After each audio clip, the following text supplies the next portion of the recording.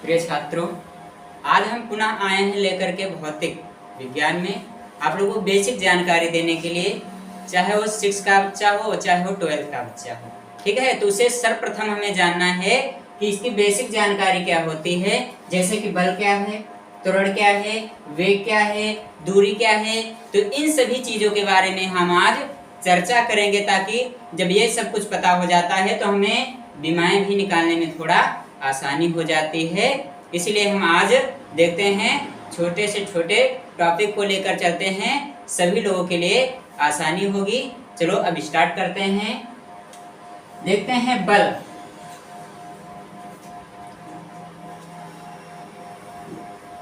बल किसे कहते हैं? बल किसे कहते हैं? तो यहाँ पर हमने लिखा है फमा। क्या लिखा है? F = ma, F = ma। वैसे पढ़ा जाता है क्या? फमा। तो इससे तो हम परिभाषा अपनी निकाल सकते हैं। m क्या है? a क्या है? m द्रव्यमान है और a त्वरण है। तो हम ये भी लिख सकते हैं कि द्रव्यमान तथा त्वरण के अनुपात को बल कहते हैं। अनुपात को नहीं, गुणनफल को। क्यों? क्योंकि यहाँ पर गुणनफल है ना।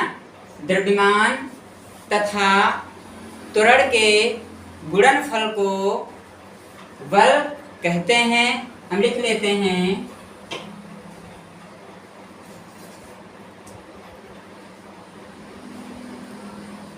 द्रव्यमान तथा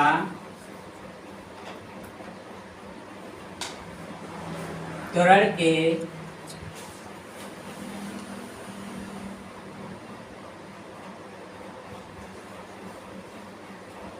गुणनफल को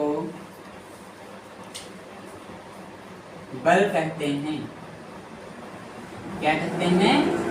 बल कहते हैं। यदि हम ऐसे ना लिखना चाहें तो हम इसकी दूसरी परिभाषा भी जानते हैं। कैसे? यदि कोई वस्तु हमारी स्थित रखी है, माना कि गेंद, क्या रखा है? गेंद रखा है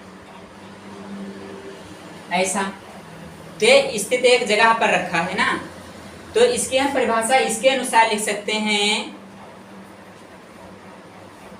कि जब किसी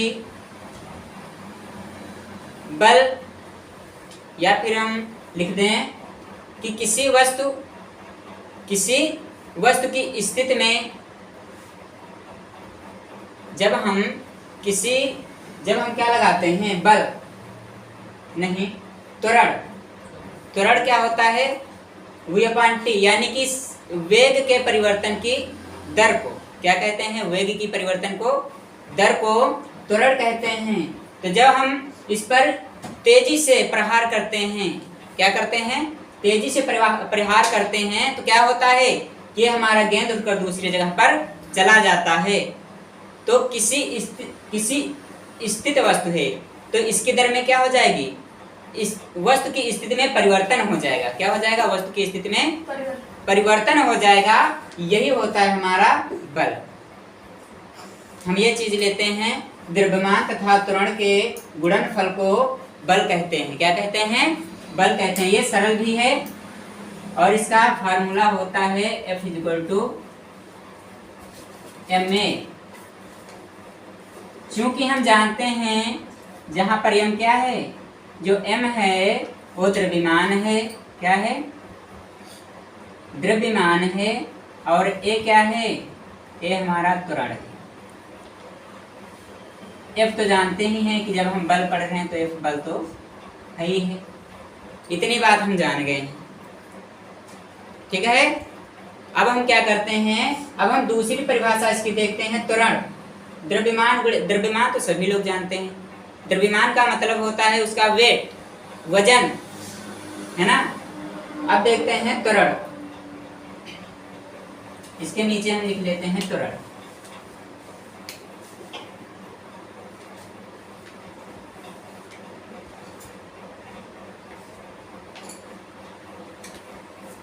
इसी से हम अपनी परिभाषा बनाते हैं।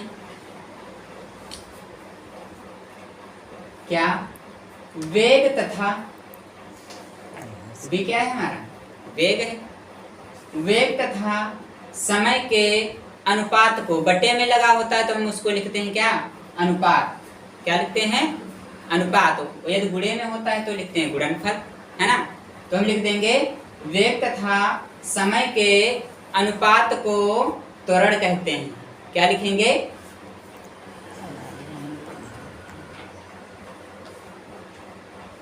वेग तथा समय के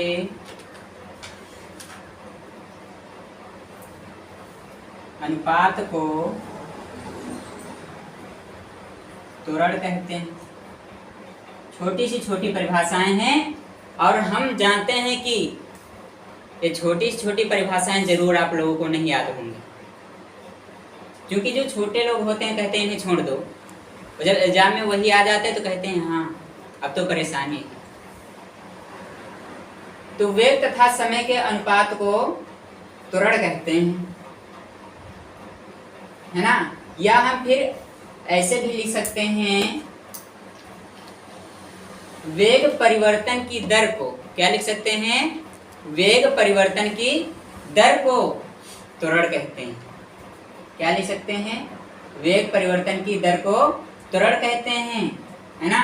इसका फार्मूला क्या होता है, इसका फार्मूला होता है वेग इक्वल टू त्वरण इक्वल टू हो जाएगा v/t। क्योंकि हम जानते हैं, क्या जानते हैं, v क्या है, v है वेग,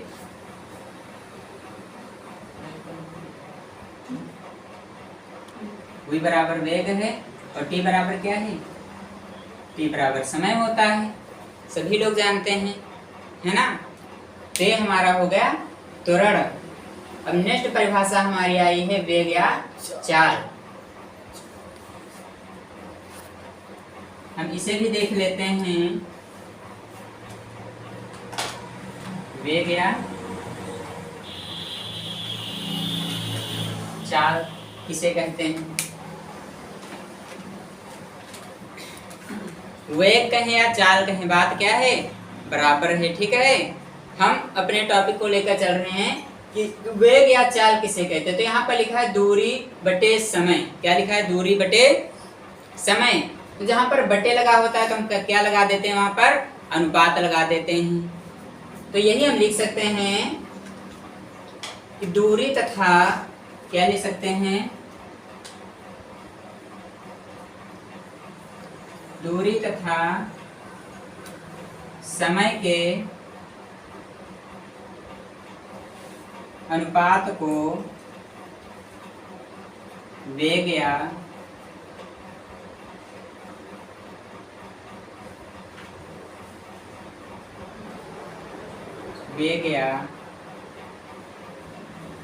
चाल कहते हैं।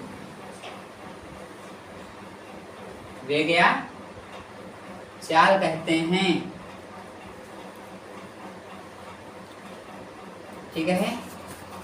तो इसका फार्मूला ऐसे ही लिख सकते हैं। अब हमारा बचा है दूरी। दूरी किसे कहते हैं,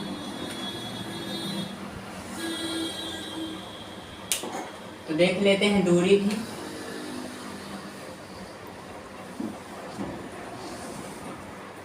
यहाँ पर लिखा है चाल गुणे समय। क्या लिखा है, चाल गुणे, या फिर हम इसको ऐसे भी लिख सकते हैं कि एक निश्चित समय में चली गई चाल को दूरी कहते हैं। एक निश्चित समय में चली गई चाल को क्या कहते हैं, दूरी। जैसे कि हम मान लीजिए कि 5 मिनट में 1 किलोमीटर चले जाते हैं, तो एक निश्चित समय होना चाहिए कि हम 5 मिनट में कितनी दूर जाते हैं, 1 किलोमीटर चले जाते हैं, है ना। तो क्या लिखेंगे, किसी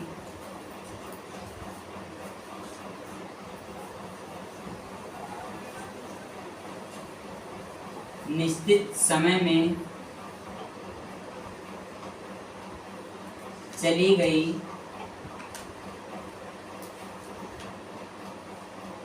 चाल को